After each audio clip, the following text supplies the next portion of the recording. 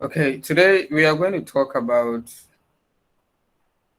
a very beautiful concept called investment appraisal.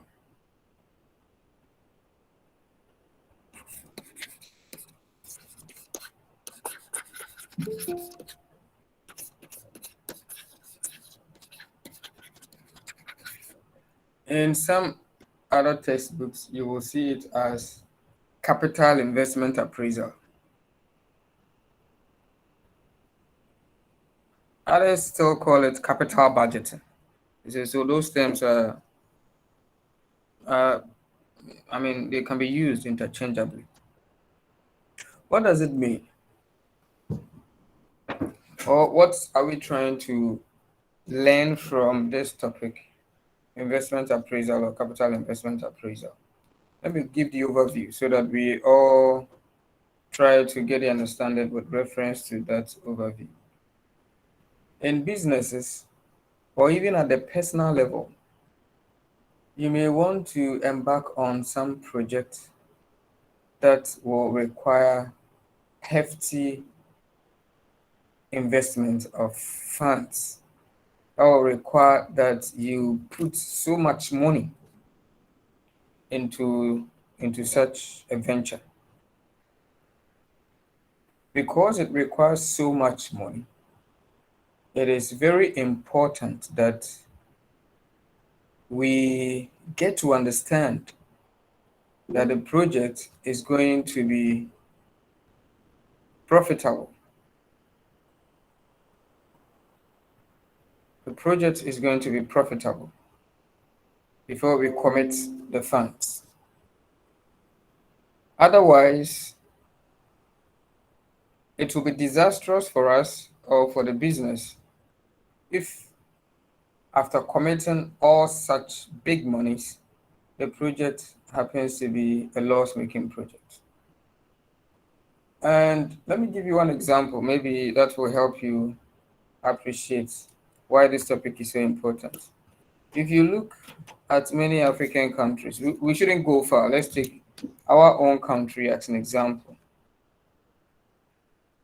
and especially in the public sector. You will see that they will do projects, and I don't know whether they don't, first of all, sit down to understand that the project will be viable, profitable or not. They just commit so much funds into the project, and in the end, the project is something else. So that is a communication that there was a poor planning. There was no forward thinking about the viability of such projects before monies are committed. And it's the good thing that we plan. In fact, we have already done budgeting, so we know the importance of planning already. You plan and try to get a sense of whether what you're going to do will be correct.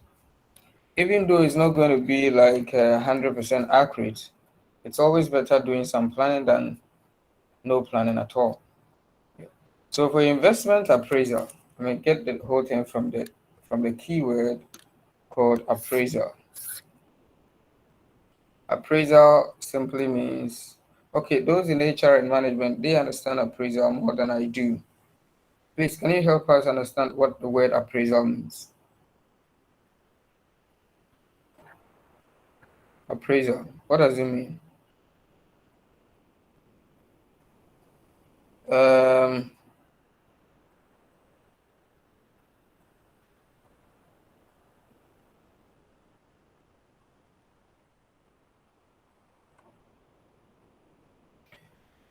Boniface, AJ Bimpong, are you a finance student or please, which is your program, Boniface? Boniface, your hand is even up. That's why I'm giving you the chance to talk. Is Boniface in class? Your hand is up. Is your hand up by mistake? Okay, let's give it to another person. If you are in HR or management, you can help us. What is appraisal? Yes, sir. Richard, are you in HR or management? I'm finance. So where are the HR people and the management people? They do a lot of appraisal stuff. Brenda, Jane. Okay, Jane wants to talk. Okay. Jane, talk. Yes. So it's about assessing the performance of the employee. Assessing the performance of employees, right? Yes. Thank you, Jane. So Yes. that is that is appraisal in their area. In fact, we wanted only the meaning of the word appraisal. So in your case, it will be employee appraisal. The word appraisal means assessment, evaluation. That's what it means simply. You can take your dictionary and even Google, find it. Probably you'll get a synonymous word like assessment, evaluation, and all those things. So investment appraisal simply means investment evaluation. And we are going to do evaluation against whether the project or the investment is profitable or it's not profitable. That's what it means. We There are some tools that we employ to do that kind of job. Let me first give you the major tool that we'll be talking about. We have a concept we call NPV. The finance people know it very much because they spend almost their whole life doing things around this kind of thing. NPV stands for net present value. I will explain it as we move on. There's another tool that will help us evaluate the investment to see whether it is going to be viable or not. So this is one tool. The next one we'll have to talk about is something called IRR, which means internal rates of return. Internal rates of return. There's another one too called you will not be too technical as the finance do these things as their major, but for the course uh, accounting and finance for managers, it is not intended to take this thing too deep. And that is some good news for the HR or marketing and management students. So NPV is okay. IRR, probably we'll talk about payback, payback time or payback period. And the payback period, by extension, we'll be talking about discounted payback period. Actually, let me put it payback so that we'll talk about the different types of payback. So these are the three tools that we will be learning in this course. There could be some other tools. For example, there is what they call MIRR, Modified Internal Rate of Return. We are not going to talk about it for this particular course, but you may want to read about it. It's everywhere on the internet. You can Google and find about it and read. Okay. But before we learn these tools, okay, all of these tools, almost all of them, are underpinned by certain principles about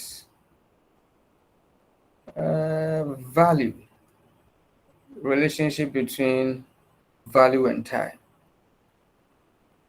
So we have to first talk about those principles. So those are the principles that underpin NPV, IRR, and even discounted payback period. Okay. So let's see some of these principles. Principles of investment appraisal. Let's call it so. One, we are going to talk about time value. of money. That's the main principle. Time value of money. And under time value of money, we'll be talking about things like present value, present value. We'll talk about future value. We will talk about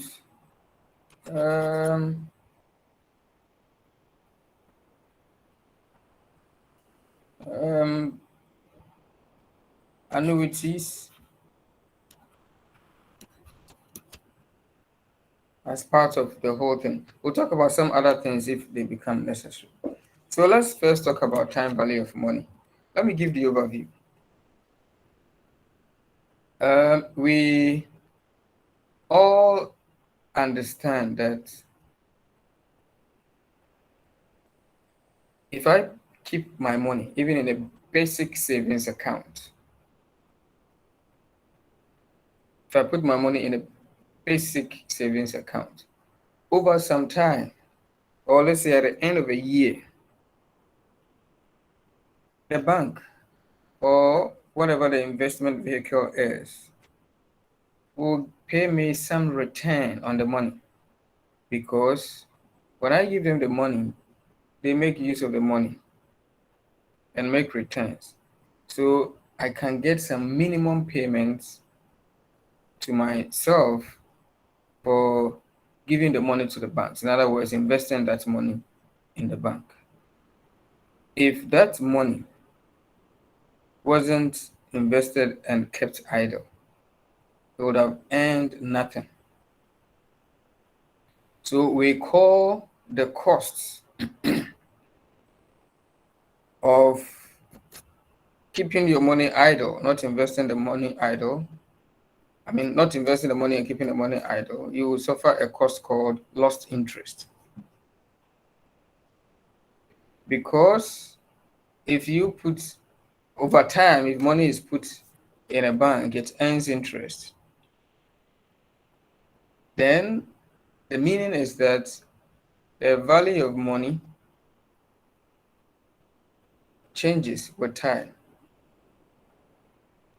The value of money changes with time.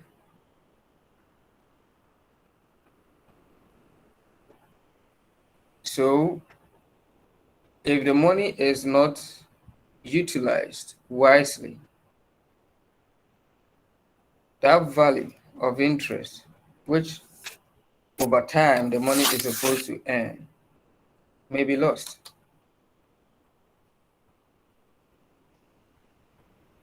So for example, if I have with me right now, let's say 100 Ghana cedis. After some time, let's say after 1 year, this 100,000 cedis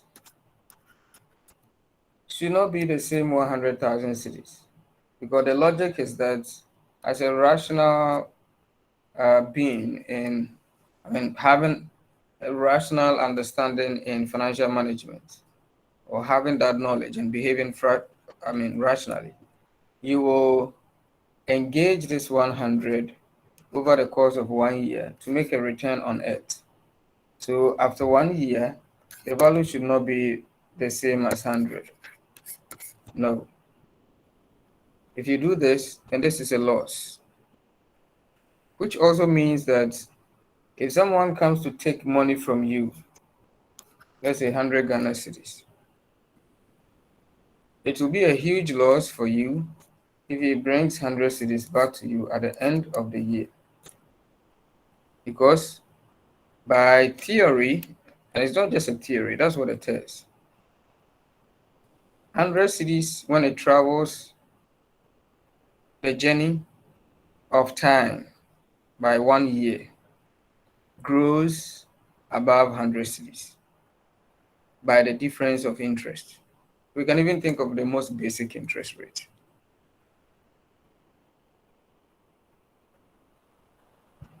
So those of us who have the issue of Friends coming to take money from us. Oh, you give me this money, blah, blah, blah, blah. 1 year. Can they bring the same money back to you? You have a lot of losses in your life as far as managing money is concerned. Okay. So with this simple explanation on how value changes over time because of interest rates, it also means that 100 cedis today is not the same as 100 cedis today is not the same as 100 cedis next year. Not even the same as 100 cedis tomorrow, especially if you are living in an inflationary environment. 100 cedis today is not the same as 100 cedis next year. If we assume the rate of interest and the rate of inflation to be the same, so they cancel out, what it means is that 100 cedis today, at least, next year, the equivalent of 100 cedis today should be 100 cedis plus interest. 100 cedis today should be equivalent to 100 cedis plus 100 cedis plus interest plus this 100 cedis plus interest on this one too. So this should be the value of 100 cedis in 2 years. This is the idea. 100 cedis today. If we don't, if we don't keep it idle and it is busy, this 100 cedis will at least by 1 year time give birth to interest. So in 1 year's time, it will be 100 cedis plus the interest it has given birth to. And in 2 years, this 100 cedis will give birth, and the interest that it gave birth to will also give birth. So in 2 years' time, you will have this 100 cedis giving birth again, this interest also giving birth. So you will have it compounding. That's the concept of compounding. I'll explain it a little further later.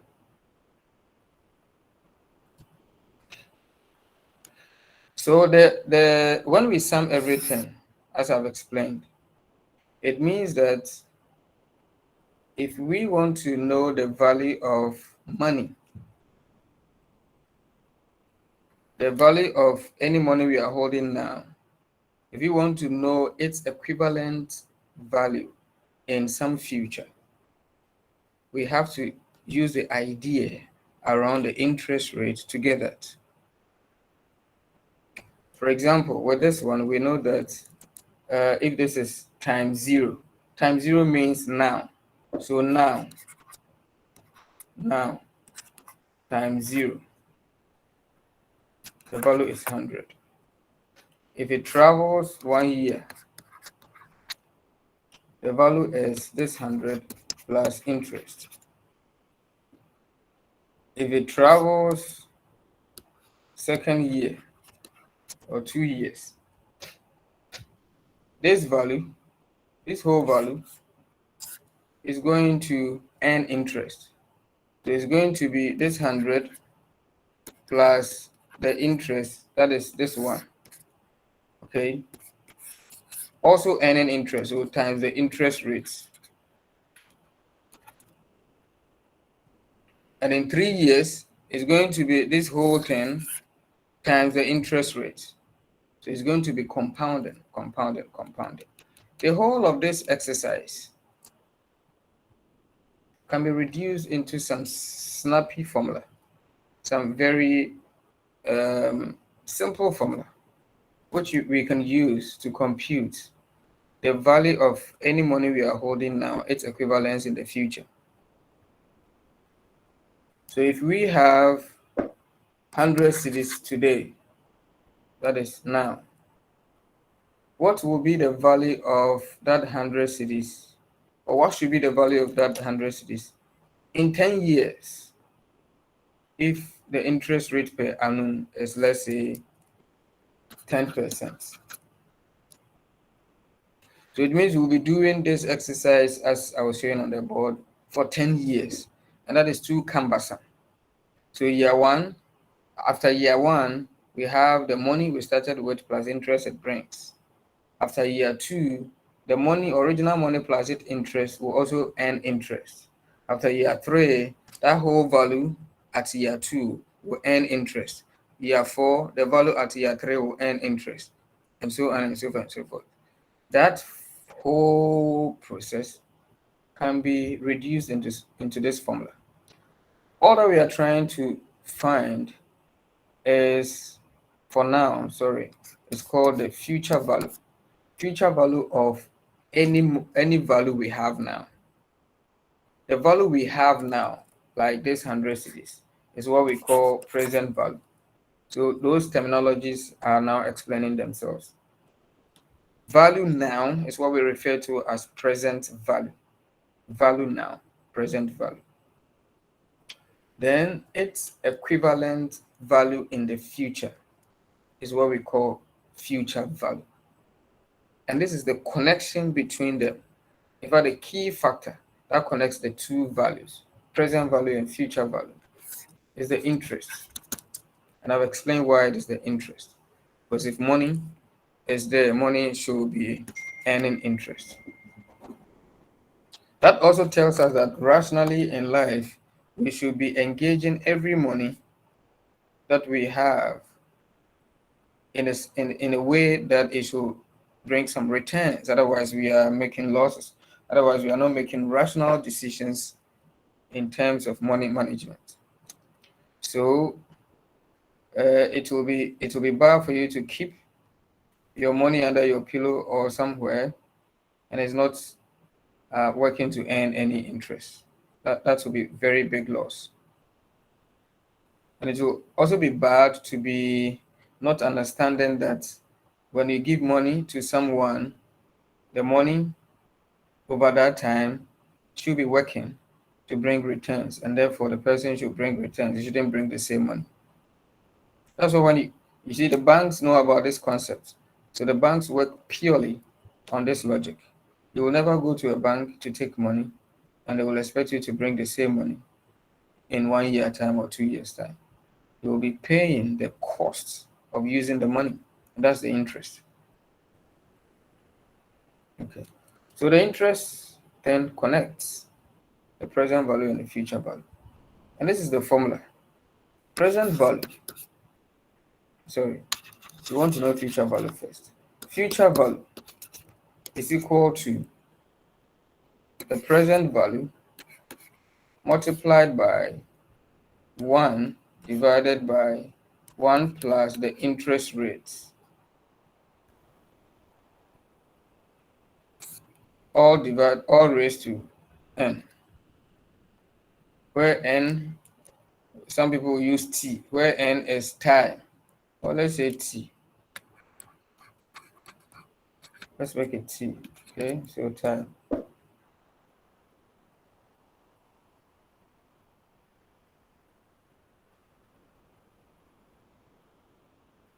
So that's it.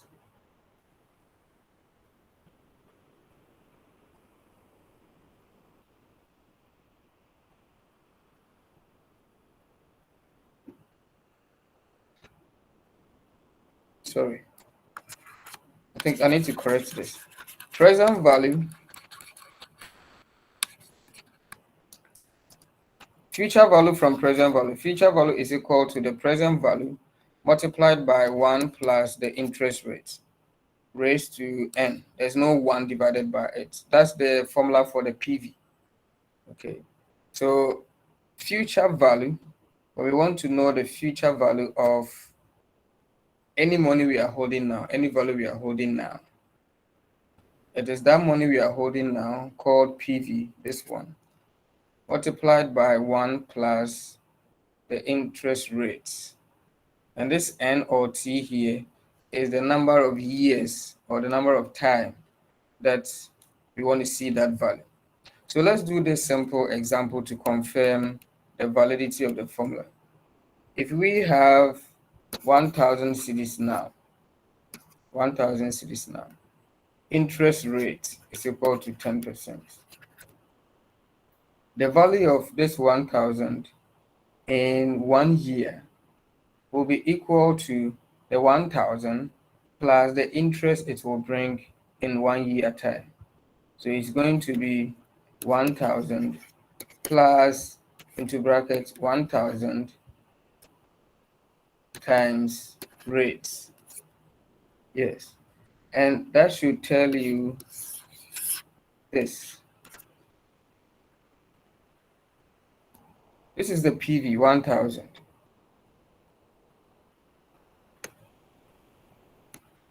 1,000. And this 1 represents the PV itself, because when we actually expand either this or we collapse this, we get the same thing. So this is the PV 1,000 plus 1,000 times the interest rate. So this is actually this one in a large way. And this N tells us, okay, if you want to do it for 1 year, 2 years, 3 years, you just put the years there. Right. So let's do this calculation. The interest will be 1,000 times 10%. And that will be what? 100, right? And the principal or the present value was 1,000. If we add the 1,000 to the 100, we get 1,100. Is that correct? Hello? Hello, class? Hello, sir. Yes, sir. Yeah, I wanted to know if you're with me. Yes, sir. Okay, so we get this, and more particularly, I'm concerned with the HR and the other group apart from the finance. The finance people are okay with this stuff. The other groups, you need to take your time to understand these things. They are not difficult. But if you don't get the understanding clear, it can be challenging. Okay, so we are trying to prove this is the formula that we can use to see the future value of any value we are holding now. Future value is equal to present value times 1 plus r raised to n. And we are just trying to use figures to confirm that formula. So PV, say future value is PV times 1 plus r. We want to, first of all, use normal calculations to get a value. If we say we have 1,000 today, interest is 10%. Interest per annum per year is 10%. Then at the end of year 1, it will be that 1,000 we started with plus the interest to bring. And this is it. The interest of 10% on 1,000 is 100. When you add it to the 1,000, you get 1,100. And now let's use the formula to confirm it. If using the formula would have been future value is equal to present value into brackets 1 plus r raised to n. And our future value, which that's what we are finding. Present value is 1,000 into brackets 1 plus interest rate is 10%, so 0.1 raised to 1. We want to do it for just 1 year. So for the raised to 1, you can ignore it if it is just 1, if it is raised to 1. So our future value is equal to 1000 into bracket 1.1. Someone should do this evaluation for us. 1000 times 1.1 is what? I want the HR marketing management students to talk.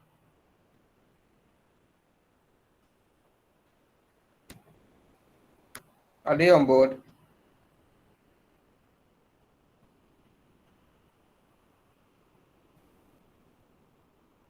Abigail. Abby. Abigail.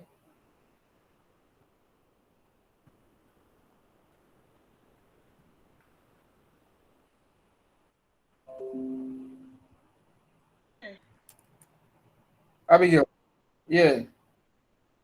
Hello. Abby, talk. Yes, Are sir. you participating, please? No, I'm doing this because this kind of exercise we are doing can be tricky. We have the experience where people log in and they are doing something else. Yeah, so when it caught their attention, it's nowhere to be found. Okay, so Abigail, we were trying to Yes, sir. certain formula. I'm assuming you were following. So what's the value for our future value? What's the answer for our future value? 1,100. 1100. So 100. it's the same as the one we naturally calculated without the formula. If we want to see the value of 1000 in 2 years, if you want to use the normal calculation, if you want to use the normal calculation, that would have been this 1001 after adding the 100 to the 1000, this 1001 after 1 year. So this 1001 will be here, 1001 plus the interest the 1001 will bring at 10%. So 10% on 1001. Another person from the other group, not finance. I don't want the finance people to talk. Another person should talk. Abigail has spoken very beautifully. Brenda. Sir, Yeah, Brenda, talk. okay.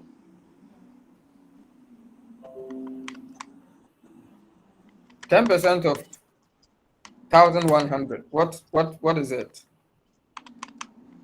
Sir, it's 110. Okay, 110. So that will be 110. 110 plus 1100. What would that be?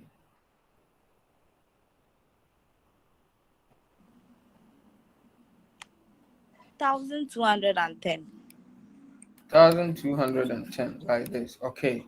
So when we want to do it naturally, that is the logic, that's the understanding. Just that if you have to be doing this for 10 years, that can be very cumbersome. Now let's see how we get the same figure applying the formula. I just want you to get a hold of the formula. The formula is saying that future value, right, of any money we are holding now is equal to that money we are holding now called present value times 1 plus interest rate raised to n. So in this case, our future value is equal to be 1000 into bracket 1 plus 0.1 raised to 2, because we want to see it in 2 years. When we saw it in 1 year, we got 1100. And we have used this calculation to get the value of that 1000 over 2 years, and that's going to be 1210. So let's see the formula side of it, so that when we get convinced that the formula does the job, then every time we use the formula. So future value is equal to 1000 times 1 plus 0.1 raised to 2.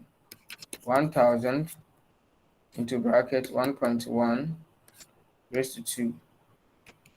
Let me say this before I forget. Your calculator is a computer, and it works on the logic of what they call precedence rule. So in a mathematical evaluation, certain things are done following other things. The precedence is which thing that the calculator or the computer gives evaluate first before others. The thing it evaluates first are things in brackets, followed by things in power raised to something, followed by multiplication or division. Multiplication and division, they have the same precedence. It depends on which one is coming first. The evaluation is done from left to right. So in this particular thing, the evaluation by your calculator will be the 1.1 raised to 2 first, because Alice is in brackets and is also power before it multiplies by this. So you can do that on your calculator. 1.1 raised to 2 multiplied by 1000. So 1000 times, what is the value for 1.1 raised to 2?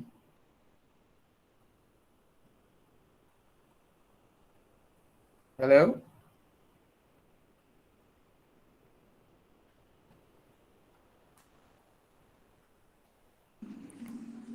One 1.21. 1.21. Yes, sir. Okay. And now let's do 1.21. This is 1000. 1.21 multiplied by 1000. What's the value? 1210. 1210. 1210. Okay. And this is the same as this. So if we want to see the value of 1000 in 3 years, it is simply 1000 into bracket 1 plus 0.1 raised to 3. If you want to see it in 4 years, it is 1000. This is 3 years. 4 years.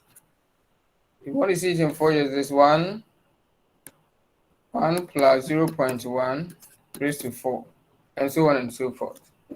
Okay, so this whole exercise where the value of some money we are holding now multiplies through the interest rate to give us some future value is what we call compounding.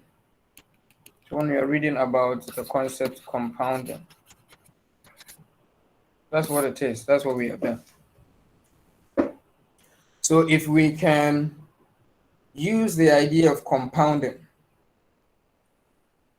to see the future, as if compounding is some magic that we can employ, then if you get to know how compounding works in reverse, then we can see some future value. We can see the present value of some future value.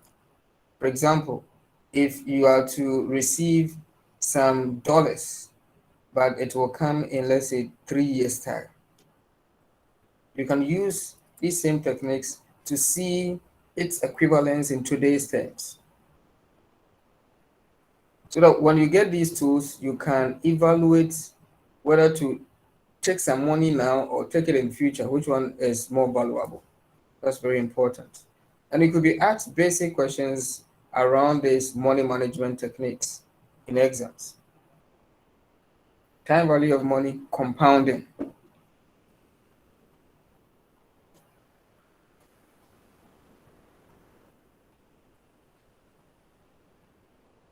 So let's do this basic example.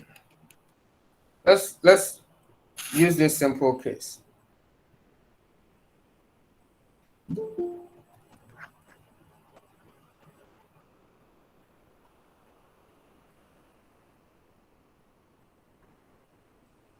So let's say Amabuama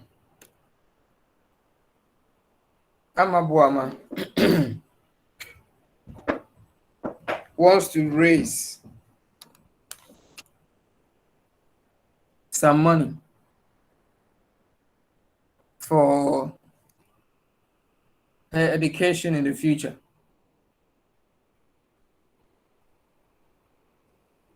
And he does so by putting some money in bank account today.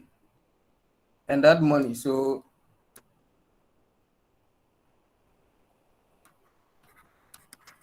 investments in bank account, that money is 1,200.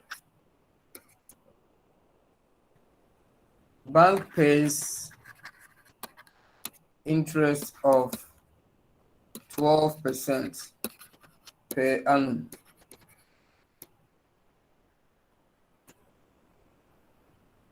Compute how much money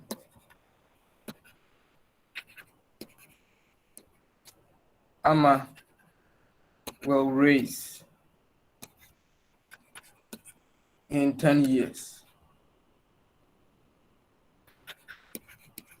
In 10 years.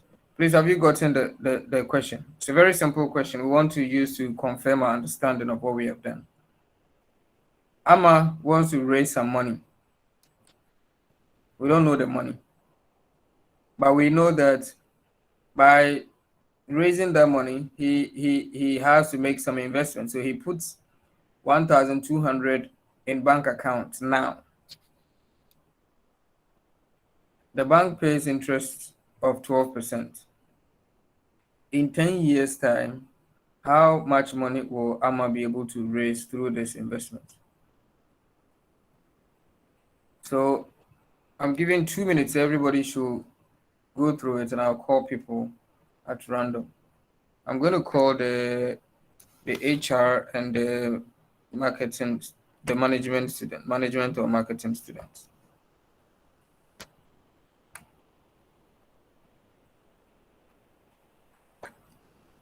Two minutes.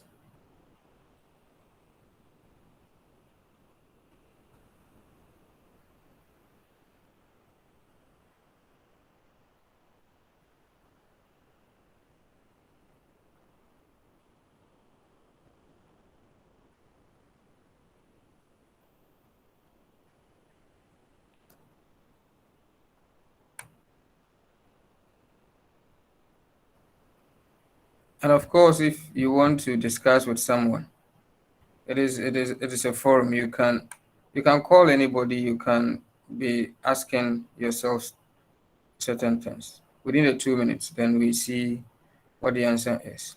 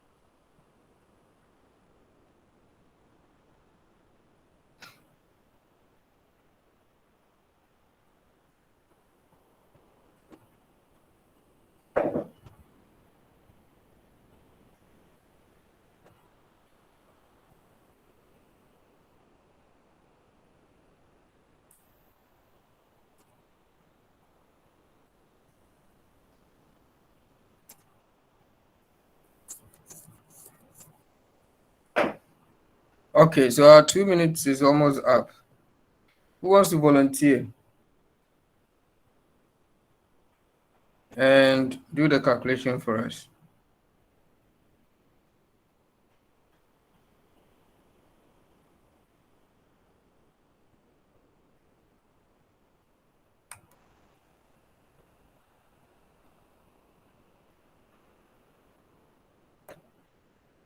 Sir, please, I can't see the handwriting well.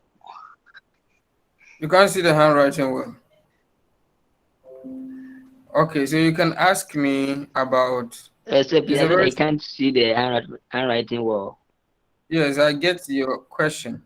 And I'm saying, ask me about which part I should make it clear to you. The question is, Amma wants to raise some money in the future.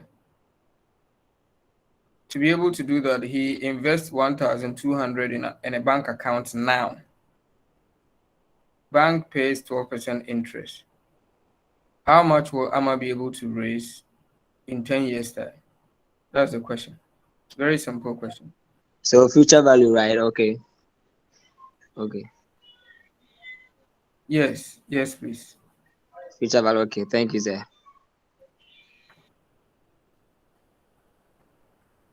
Please, the name, the one who just spoke. Sir, please, Moses. Yeah, Moses. Moses, are you doing, which program are you doing, please? Finance. Okay, finance. I want, Oh, okay. James Ami Kwame. James Ami Kwame. So please, the same finance. Finance. Yes.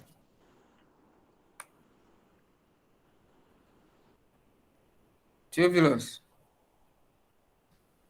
Theophilus Minter. Theo.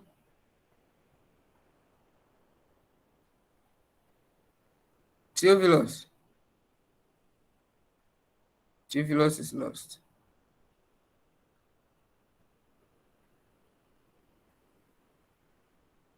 Letitia Damwa. Letitia.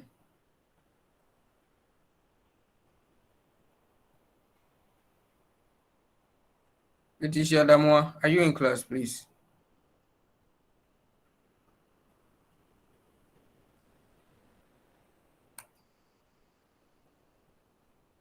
Evans Ben. Evans. Absent. Emma Coleman. Emma.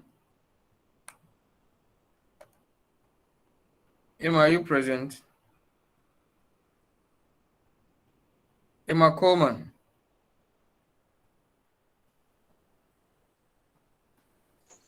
Yeah, Emma. Sir, Yes, madam. Emma, have you found a solution to that simple problem? yes, sir. Okay, so can you share your screen with us? Or you don't have a writable screen? I'm using my phone. Okay. So you give us the answer. We will try to explain it.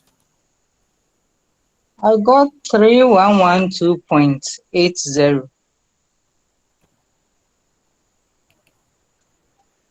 Okay. 3112.80 Ghana cedis. Yes, So sir. Emma is telling us that if Amma puts 1,200 in a bank account today, which is now, and a bank pays interest of 12% per annum, Amma will be able to raise 3,112, approximately 3,113 Ghana cedis in 10 years' time.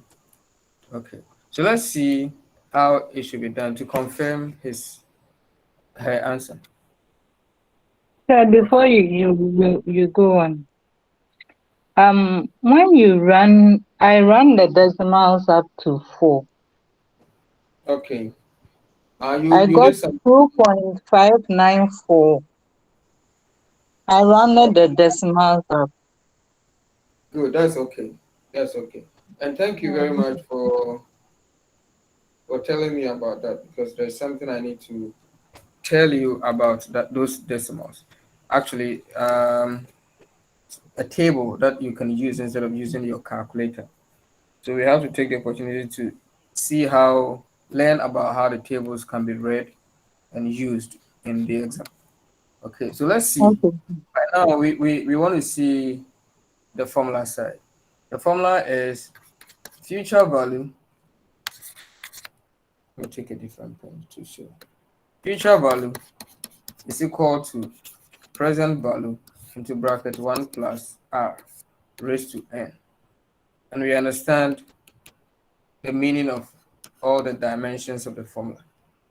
Future value is equal to the PV was 1,200 into brackets 1 plus 0.12. And everybody understands why it's 0.12. That's 12%. Raised to 10. Because we want to see So, value in 10 years. so And yes, madam. is it 10% or 12%?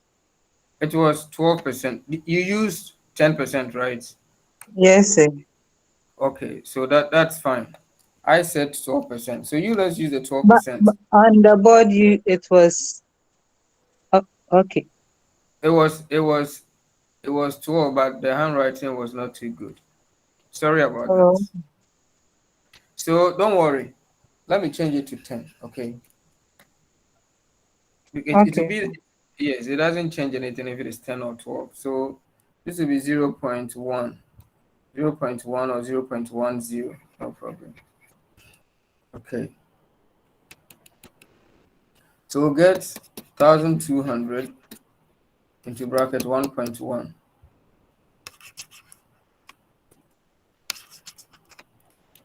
1.1 raised to 10. Okay. And I said you have to evaluate because of the precedence rule. It will be appropriate to evaluate this. But let me take the opportunity and tell you about this. You see, this is the same as this. All right. This guy is also referred to as the future value interest factor. Future value interest factor.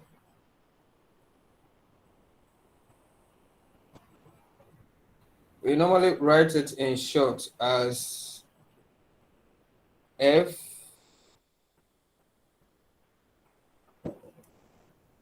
future value interest factor, FVIF, future value interest factor.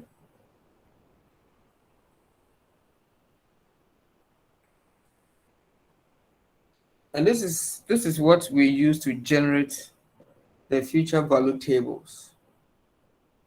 Future value tables. So at this juncture, this is what I want to do.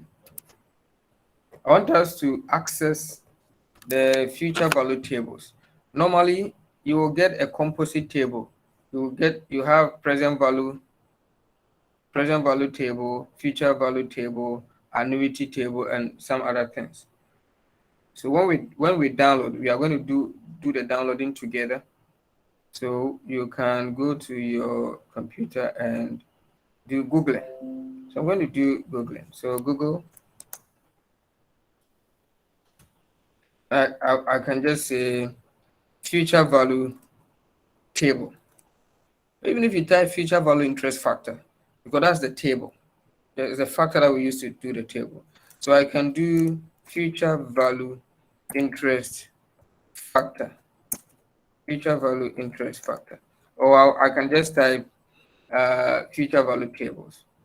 Because I think it should. Okay, so we have some sample tables here. Let's try to see this. This here. Okay, so let me try to zoom my screen so you can see it well.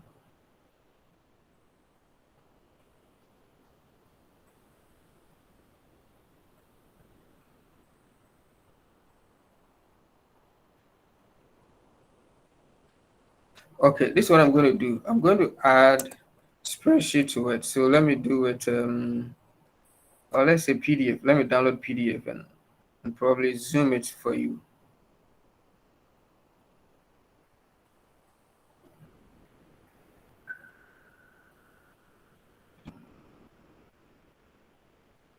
Okay, so we have this one. Let me download. I will even put it on your page for you if you like it.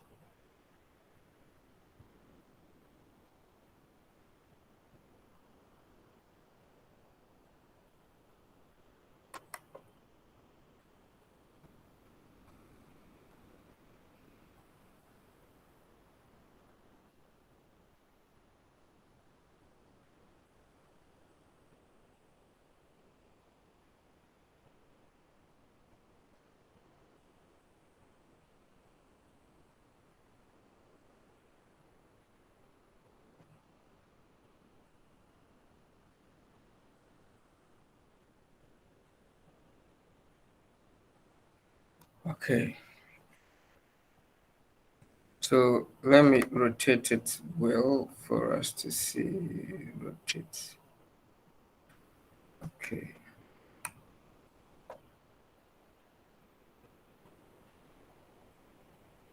Let me zoom. Let me give you like 120 something. Yes, it will still be small, but at least let's try to see it. So future value interest factor. So please, you're not sharing that screen. Okay. Sorry. Let me share that screen. Thank you very much.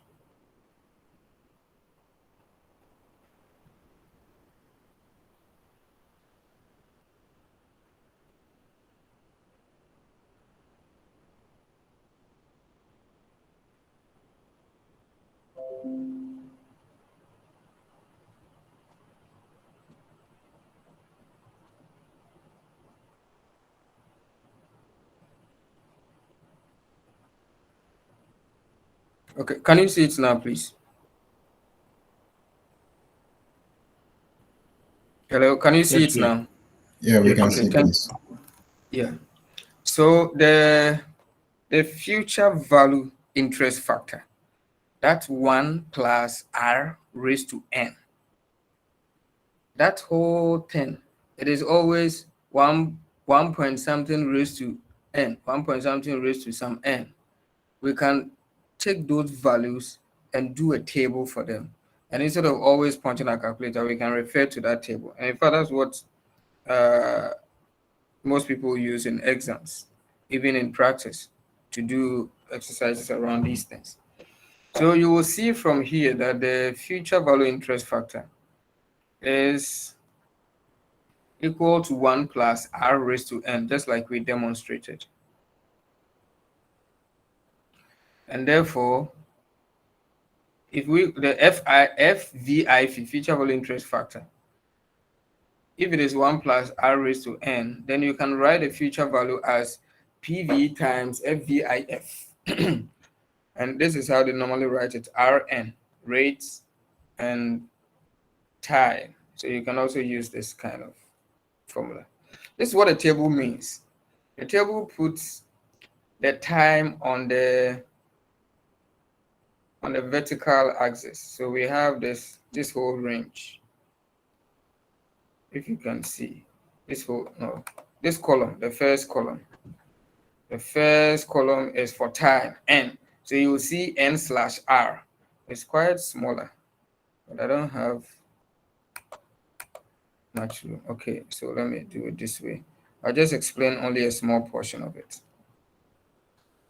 N/r. The n is for this vertical values, is for this column. And the row here, this first row, is the r, that is the rates. You have to understand that. Here, this first column, so the critical thing is the first column, then the first row. This first column is for the period n or t, and then the rate is here. So what we were, our rate was 10%. So we look for 10%, we just scroll and locate 10% here, 10%. And where it matches with time, where's our time? Okay, let's go back because I've zoomed. At least we've seen our 10%. Let's go back to our time. Our time is 10. That is 10 years. Okay, so the meeting of the 10 years and I'm just tracking. So let me see if it will go. Yes. This is the meeting of, let me scroll up and see.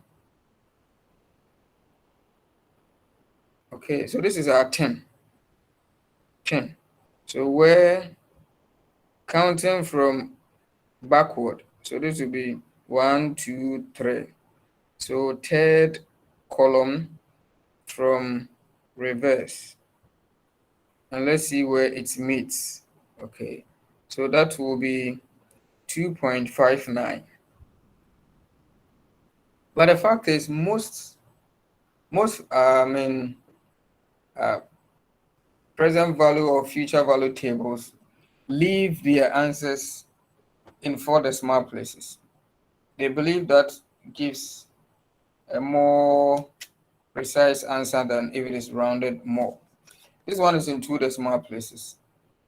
So we can use it as it is, but just expect that most of the time what you'll be given in exam will be in 4 decimal places. So by that, I can even try to see if, no problem. I've just left that sheet. So let's go ahead. So 4 decimal places.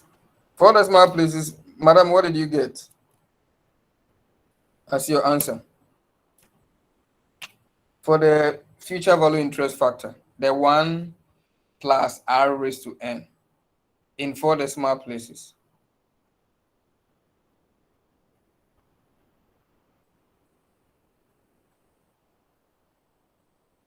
Are you with us, please?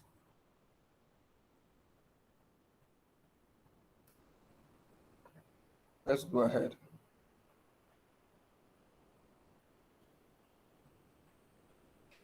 So basically, that's how you use the financial table. The first row is for the rates. You locate the appropriate rates. You find the matching time and where they create the FVIF. You pick it and use it as such. Are you okay with how the tables are used? Hello?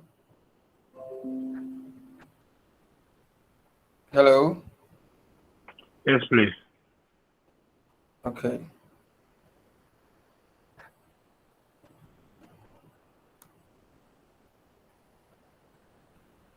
Okay, so now let's go ahead. In 4 Sir, decimal places, yes. In 4 decimal places, what will the sir, should it FVIF? always be, Hello, please come again. sir, please, a question. Yes, ask.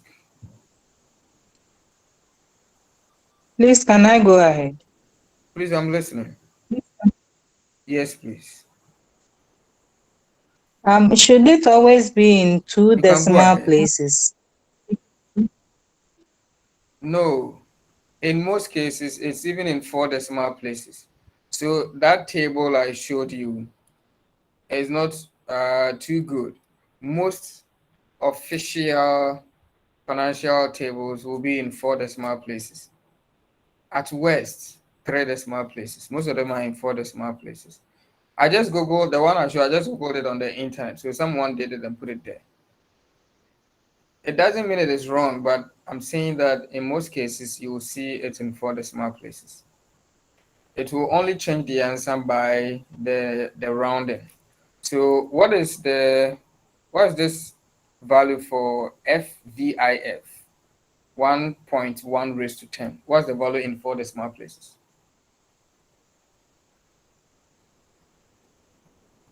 2.5937. Say it again. 2.5937. 2.5937. Good. In Yes. 4 decimal places, right? Yes, So please. when you multiply this by 1,200, that gives you the future value.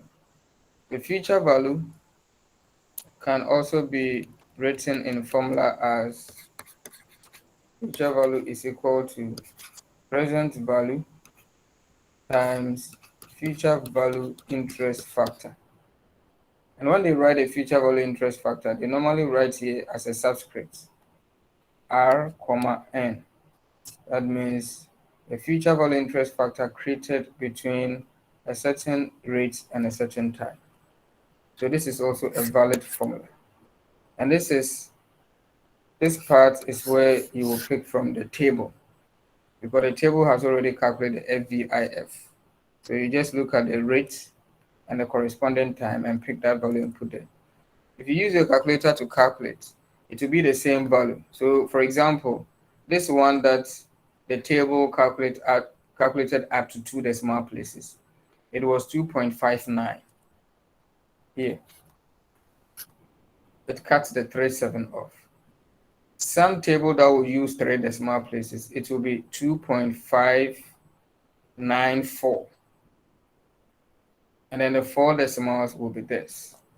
So the difference will be, the decimal places you are using. Okay. So what would the value be? 1200. In other words, 1200 times 2.5937. What's the value?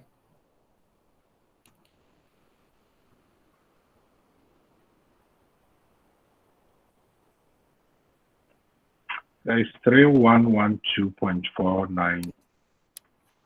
3112.491 491. or something, which is approximately the same as what she got. So the difference is the rounding. Probably he used 3 decimal or 2 decimal places and so. So that's the whole thing about compounding, finding future value from a present value. Is an example of illustration. Sometimes you could also have some future value, which you want to see its worth in today's terms. Okay, so that brings us to where we want to find PV from FV. We have found FV from PV. And you look through the lens called compounding. If you like, FVIF. That's the lens. When you wear that lens, you'll be able to see the future. So when we wore the lens, FVIF, to look at 1200, we saw the future of 1200 in 10 years to be 3000 plus. So if we want to kind of probably tell the future, it's like those who go to, sorcerers to find out about what their future will be. That's what we have done with the future value interest factor. So maybe the sorcerer will take some pots and pour some water in and speak some words. And then he will be able to tell you, okay, your future will be this. You will not be an armed robber anyway. Your future will be bright, blah, blah, blah. That's what the FVIF is going to do, like a sorcerer who can tell you what your future will be if he knows your present. Now, let's go to where we have been told the future and we want to kind of find what the present was that gave birth to that future. That's it. So if, for example, let me give you a scenario that will require us to probably know of the present value. You may be thinking of raising a certain money. So you know the amount of the money. So let's try to tweak Ahmed's example. The first scenario I give. Let's try to turn it upside down.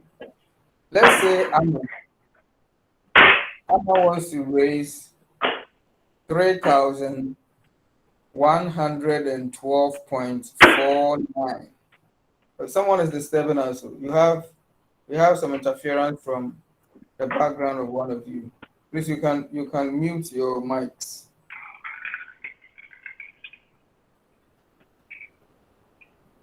Amma wants to raise 3,112.49 Ghana cedis in 10 years.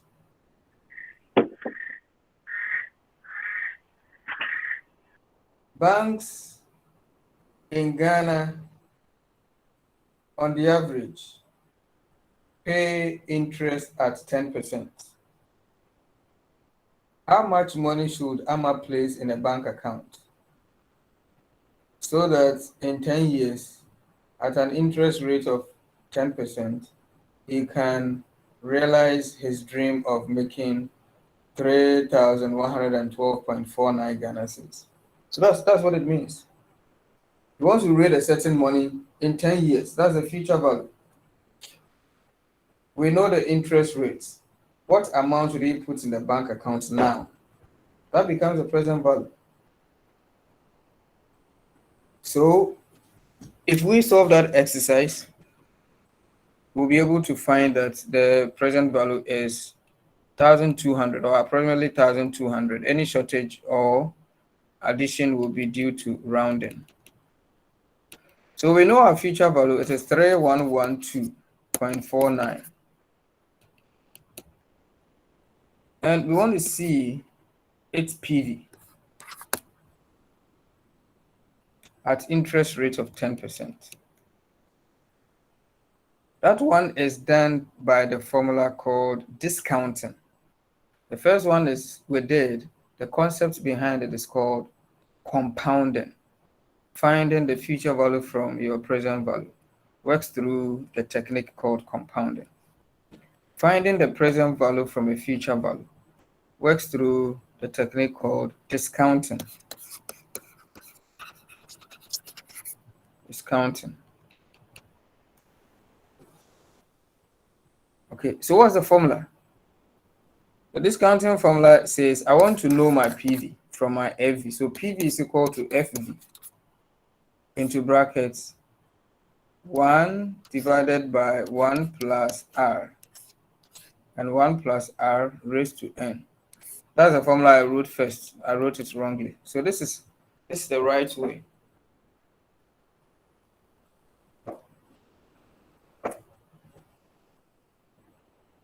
In fact, this one can also be written as, those who love mathematics, you can write this one as PV is equal to FV times 1 plus R. Okay, so let me remove this. Times 1 plus R raised to negative N. They are the same. The 1 over 1 plus R is an inverse. Another way of writing inverse is to do this negative power. And in your reading, you might come across either this or this. When you see them, they are the same. So don't say that, okay, this is different. We were taught this and this is different. They are the same. They have just rewritten it, but it's the same thing. So this is the formula. And this one is what we call the present value interest factor. You know, the other one was called future value interest factor, FVIF. This is PVIF, present value interest factor. This also is like the lens, the magical lens, which can make you convert the future into present, so to say.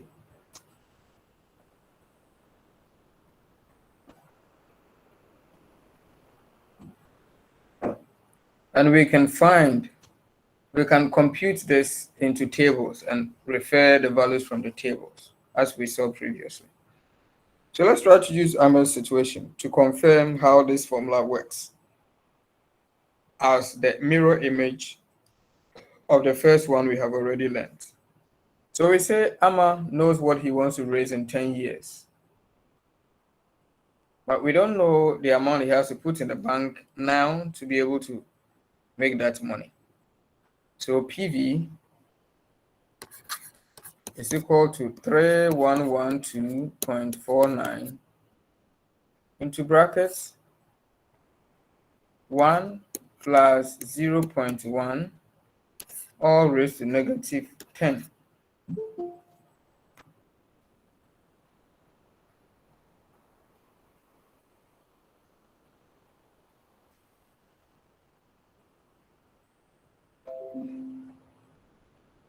all raised to negative 10. You can, this is the same as writing it as PV is equal to 311.2.49 into bracket 1 over 1 plus R raised to N. Is the same. You can write it either way. So maybe you dislike the idea of negatives, especially negative power. Those of us who don't like mathematics, the one with that negative self, we are afraid, let alone this one. So maybe let's write it like the second one. So PV is equal to 3112.49. Then let's evaluate this. This will be, actually let me use the figure. So this will be 1 plus 0.1 raised to 10. So what is 1 over 1 plus 0.1 raised to 10? Now we can go back to our table. Let me go back. Let me try to see if I can get PV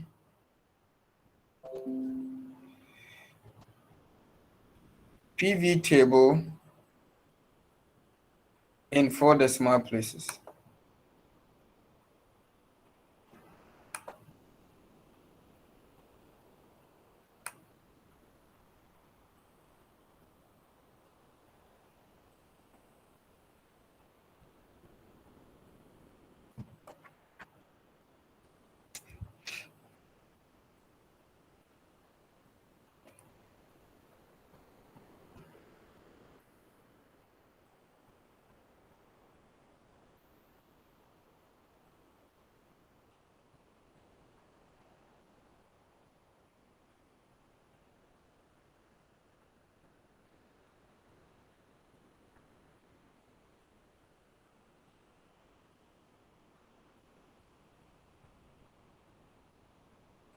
Okay, I got one. Let me share that one, but it's in 3 decimal places. That's not too bad.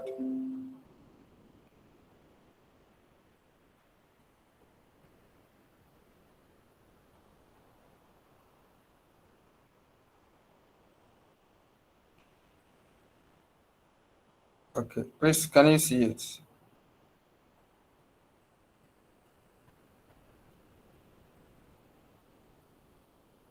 Can you see it, please?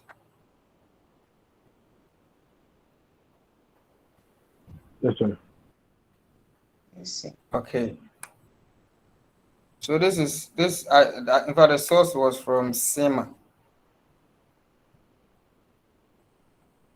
for I think their exam in May 2010. Yeah. Performance operations. Okay, so let's see what we want to do. We said the time is 10 years and the rate is 10%. And this is PVIF, present value interest factor. So you see present value interest factor, 1 plus R raised to negative N. That's what I told you, that it can be written also as this. Or 1 over 1 plus R, the 1 plus R raised to N is the same as this one. So once you locate the correct table, and that's very important, you must know that you are using the right table because we have several tables. Once you're using the right table, we locate the interest. The interest is 10%, and the time period is 10 years. So this is where I think this is the rule. Good. This is the rule.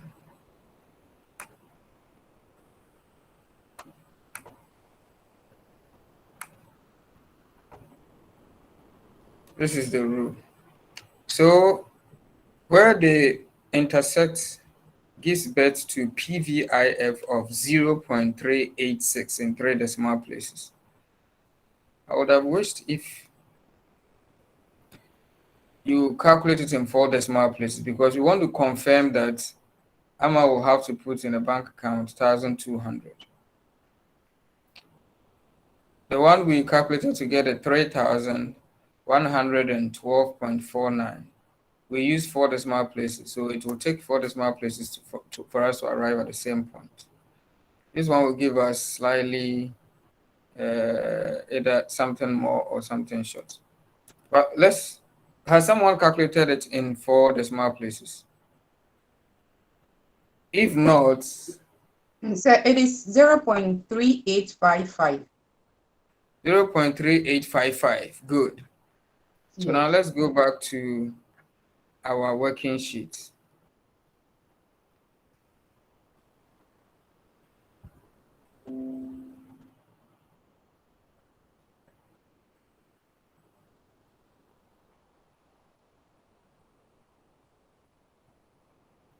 Okay. So I'll need you to tell me the figure again. 3112.49 times 0.3855, if I'm correct. Yes. Good. You are correct. And now let's do the multiplication and see the value.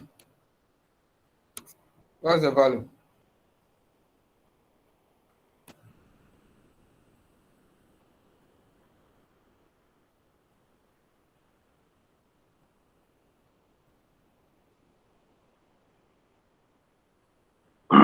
The value is 1,100. I'm listening. 1,199. 119.99.86. 119.86. 119.86. Yes, sir. And actually, this figure is approximately 1,200. 1,200. Yes. It's because definitely there are some roundings. Otherwise, they would have all converged to 1,002. So if you want to really test, when you are doing the FV, the first one, where we knew the PV to be 1,200 and we found the FV, don't round anything. Use the full set of figures on your calculator. For example, when you do 1.1 raised to 10. Let me try to do it here with my calculator. My calculator is the Excel. So it will be equal to 1.1 raised to 10. Okay, so what I have here is like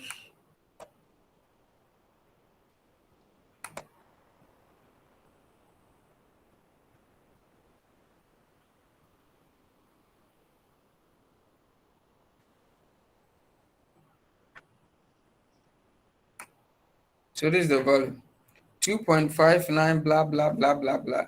So I'm going to use the full value. The PV was 1,200. If I multiply this, so it's equal to product of these two. I get this value 3,112.49 something. And now let's do, this is the FV. Let's do the PV. The PV, we know this one. This is our feature value. So our PV is equal to this feature value times, now let's calculate the PVIF. This was our FVIF. FVIF. Our PVIF will be done by this formula. Is equal to 1.1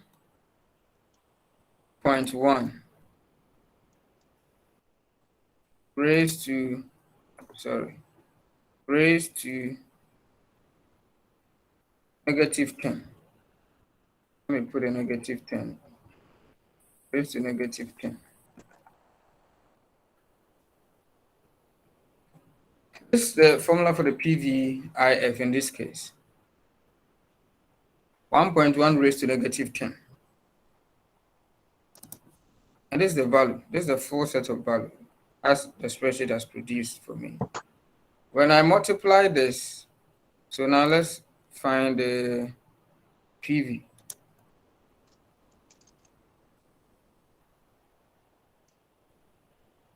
PV, this was the FV in this case, FV. So PV is equal to the future value, this one, multiplied by the PVIF. Yes, and you get the same 1,002. Because you have used all the values, no rounding. The rounding we saw in our calculations from our calculators. Sorry, the difference in the figures was due to the roundings. That's why we got 1,119 point something something. It's actually 1,200. Please, is that okay? Yes, sir. Okay. So this is this second thing we have said is the concept of discounting. Trying to bring future value down to current terms through the interest rate. Discounting by the interest rate. Discounting, that's what it means. So how do discounting and compounding help us to do investment appraisal? Help us to do the NPV. We said we can appraise a project to see if it is viable or not ahead of time through techniques like NPV, IRR, and then payback. How can this discounting and compounding, as we have learned, help us do those techniques to come up with a decision that the project is viable or it is not? Okay, now let's talk about NPV. Cost rep, please. How many hours have I spent?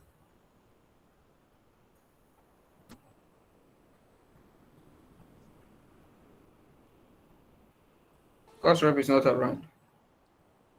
Let's go ahead. Yes, sir. Yeah, Richie. Hello. Yeah, Richie. Richie. Hello. Yes, I was asking of how many hours we have spent so far. Can you hear me? Yes, sir. About how many hours? Do you have an idea?